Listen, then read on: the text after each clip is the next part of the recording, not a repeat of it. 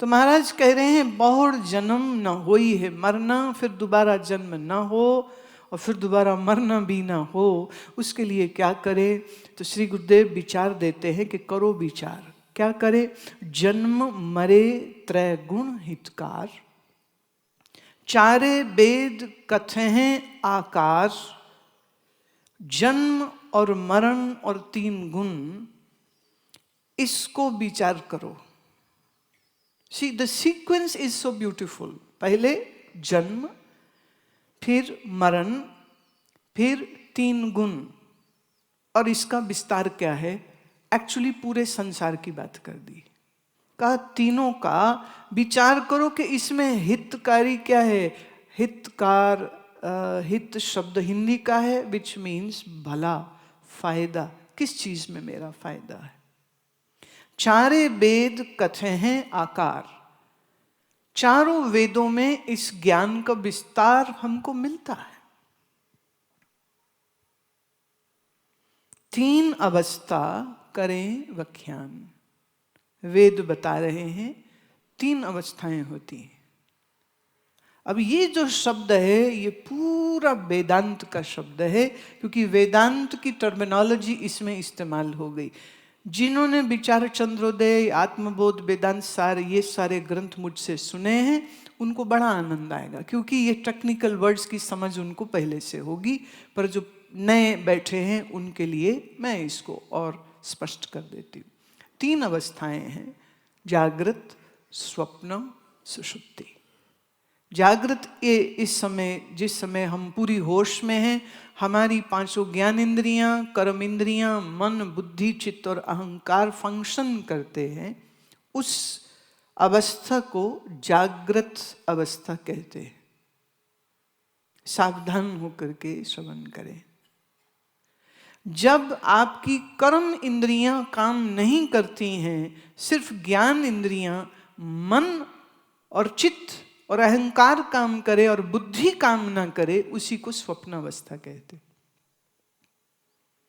सपने में मरा हुआ दादा परदादा दिख रहा है, उनके साथ रोटी खा रहे हो, उस समय बुद्धि कहाँ चलती है कि ये तो मर गया है, ये कहाँ से दिख रहा है? अभी आदमी चल रहा था, अभी पंछी की तरह उड़ गया। सपने में तुम देखो, कभी संशय नहीं होता, क्योंकि उस समय पर बुद्धि काम नहीं करती है, मन, चित्त और अहंकार काम करता है, और कर्म इंद्रियां काम नहीं करती। उस दूसरी अवस्था को कहते स्वप्न अवस्था। तीसरी है सुषुप्ति। आसान जुबान में कहूं तो गाढ़ी नींद। गाढ़ी नींद में हमारा मन भी काम नहीं करता, बुद्धि भी नहीं, ज्ञान इंद्रियां भी नहीं, कर्म इंद्रियां भी नहीं, और वहां पर सिर्फ दो बचते हैं, एक चित्त और एक अहंकार। बस ये दो बचते हैं। तीसरी अवस्था को कहते सुषुप्ति। पंजाबी में, गुरुमुखी में कई जगह पे उसको स्खोपत भी बोला गया है। सुषुप्ति का अपभ्रंश इन पंजाबी लैंग्वेज बिकेम स्खोपत। हिंदी में सुषुप्ति, संस्कृत में सुषुप्ति। तीन अवस्था करे व्याख्यान, तुरीय अवस्था सतगुरते हर जान। तीन अवस्था की अनुभूति सबको है। सब जाग रहे हैं, सब सो सकते हैं, सब गहरी नींद ले सकते हैं, पर इन तीन अवस्था के बाद भी एक चौथी अवस्था है जिसे कहा तुरीय। इसको कहीं कहीं तुरीय गा भी कहा है। और तुरीय अवस्था क्या है? कहा ये सतगुरु से समझ। ए हरि के जन, ए ईश्वर के खोजने वाले जिज्ञासु, अगर तूने सुषुप्ति, स्वप्न और सिर्फ जागृत भोगे हैं तो तू एक अज्ञानी और संसारी है। और अगर तूने इन तीन अवस्थाओं के पार चौथी अवस्था तुरिया को समझ लिया तो तू जीते जी मुक्त है।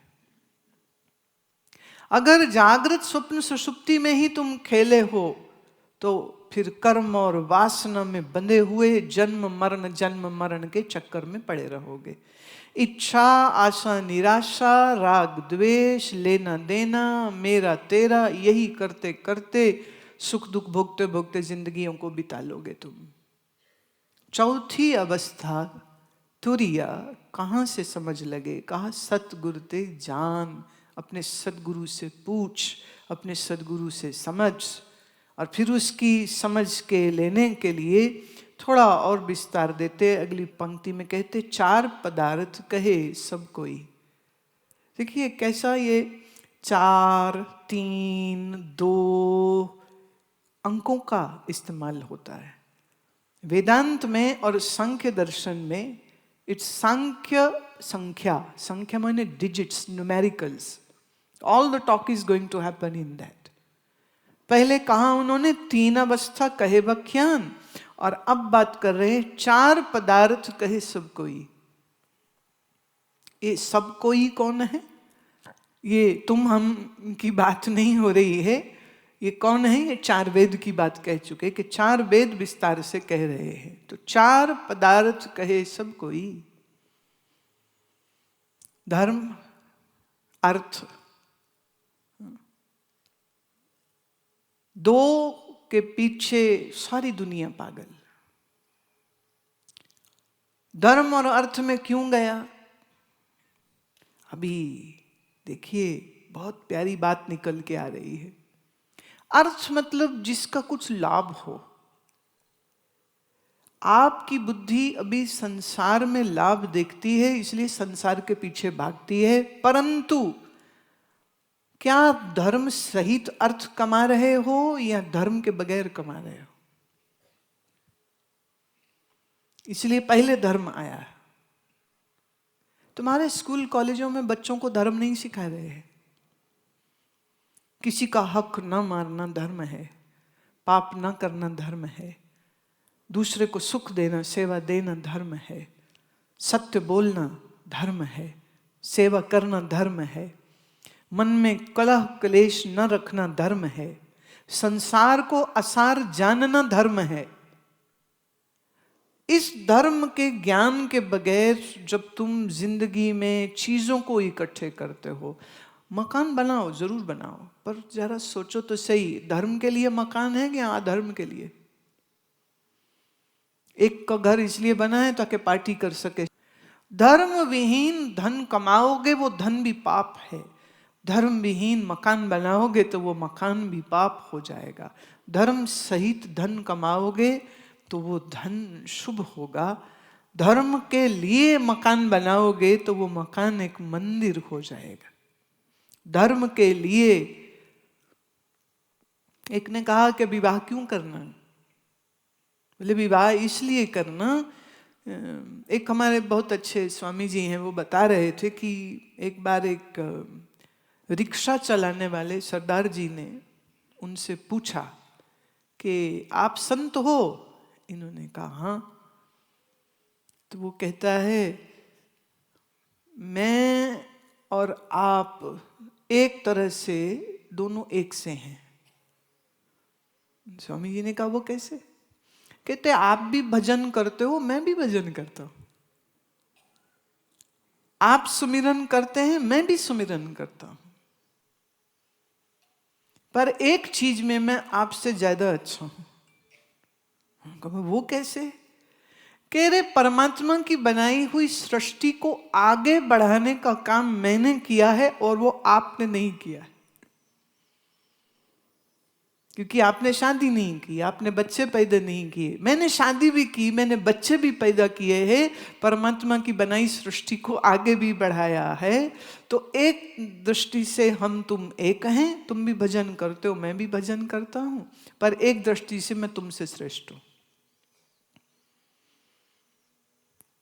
स्वामी जी कहते कि मैंने ये बात उसको कही कि तुम बिल्कुल सच बोल रहे हो, परंतु सब लोग विवाह करें ही ऐसा भी तो जरूरी नहीं। लेकिन उस भोले भगत और उस मोहब्बत से कहने वाले इंसान के साथ कोई वाद विवाद करने की तो जरूरत नहीं थी, बट उसका उस पॉइंट को उन्होंने लिया। और वो कहते हैं कितने ऐसे साधु हैं जो साधु हो के भजन नहीं करते, ये गृहस्थी हो के भजन कर रहा है। तो ये गृहस्थी जो गृहस्थी हो के भी भजन करे, उस साधु से 100 दर्जे अच्छा हो गया। साधु का वेश तो पहनना आसान है, पर साधुता लानी मुश्किल है। तो जिसमें साधुता भी हो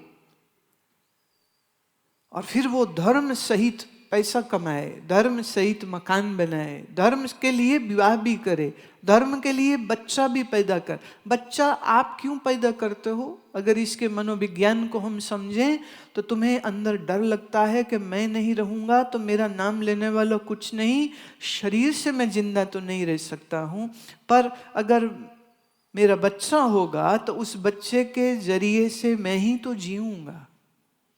तो जिजीविषा, जीने की तमन्ना को पूरी करने के लिए संतान की उत्पत्ति करता है। मतलब मैं नहीं तो मेरा बच्चा है ना, मैं चला जाऊंगा मेरा बच्चा रहेगा, तो इन अ वे उस बच्चे के फॉर्म में मैं ही तो हूं, मैं ही तो हूं। अब आपने बच्चे पैदा किए, लेकिन अगर उस बच्चे को धर्म का संस्कार नहीं दिया और खाली खाना पीना भोग वासना में उसको डाल दिया, तो मैं कहूंगी ये भी पाप कर्म ही किया। धी जनूरी पुत्र जनूरा, ये भी वाणी में पंक्ति आती। जिन्न है, भूत हैं तुम्हारे बच्चे, फिर धी जनूरी जिन्न, पुत्र जनूरा, फिर तो तेरा पुत्र भी भूत है। एक पापी ने और 4 पापी पैदा कर दिए, क्या किया? तो 4 पदार्थ की बात हो रही है, धर्म, अर्थ, काम, मोक्ष। धर्म पहले, फिर अर्थ। अर्थ मतलब सिर्फ पैसा ही नहीं होता है, अर्थ मतलब हम किस चीज को इंपॉर्टेंस देते हैं, किस चीज को, किस उद्देश्य के लिए जीवन को जी रहे हैं। काम, कामना और मोक्ष, ये 4 पदार्थों का सबके जीवन में होना आवश्यक है। पहले तो धर्म जरूरी, फिर धर्म के साथ अर्थ जरूरी, और अर्थ के साथ साथ और चीज क्या जरूरी आती है? देखो, कामना भी जरूरी। कामना न होए तो संत उपदेश नहीं कर सकता, कामना न होए तो कोई संत प्रचार नहीं कर सकता, कामना न होए तो कोई संत यहाँ वहाँ देश विदेश नहीं जा सकता, उसकी भी तो कामना है।